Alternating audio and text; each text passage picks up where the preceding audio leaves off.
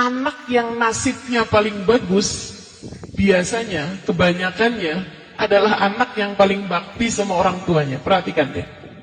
Perhatiin.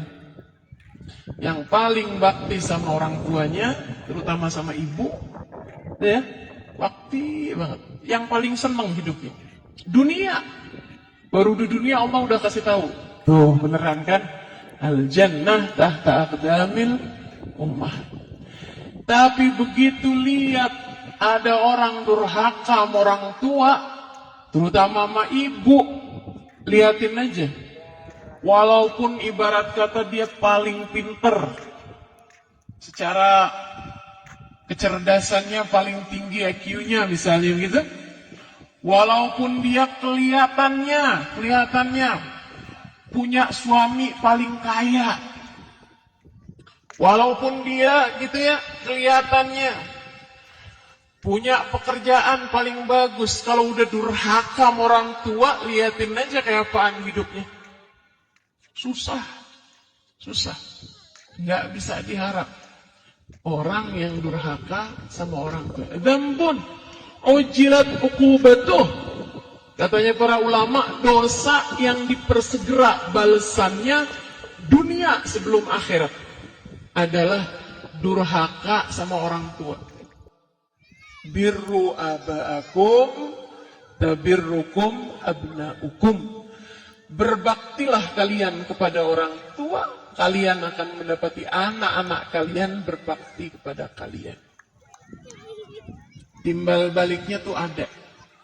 Bahkan ketika seseorang gak ada anak sekalipun, orang yang berbakti sama orang tuanya, Allah SWT akan hadirkan orang-orang untuk berbakti kepadanya.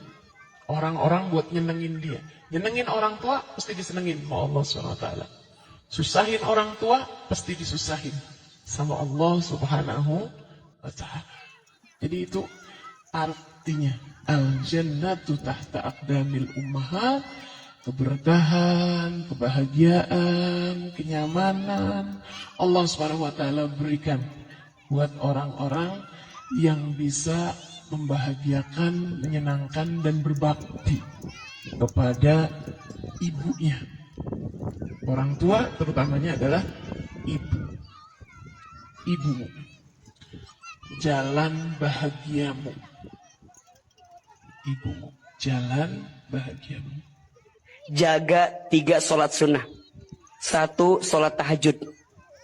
Belajar bangun di sepertiga malam ya. Karena orang yang ahli tahajud itu, Allah angkat kemuliaan dalam hidupnya.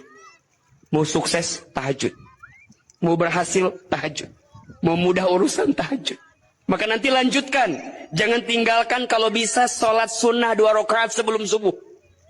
Sholat sunnah 2 rakaat fajar sebelum subuh lebih baik daripada dunia beserta. Bukankah itu yang kita cari selama ini? Dunia.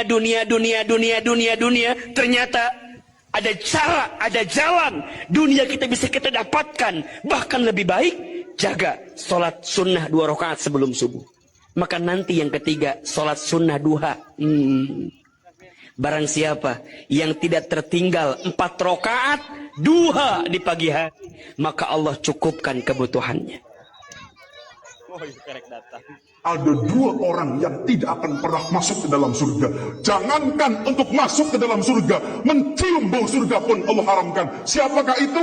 1, anak yang durhaka kepada kedua orang tuanya. Dan yang kedua, orang yang memutuskan tali silaturahim. Yang berhaji dijanjikan akan surga. Yang berhaji dijanjikan segala kesalahannya akan dimaafkan. Dan yang berhaji diberikan kespesialan, bisa mensyafaati keluarganya 400 orang.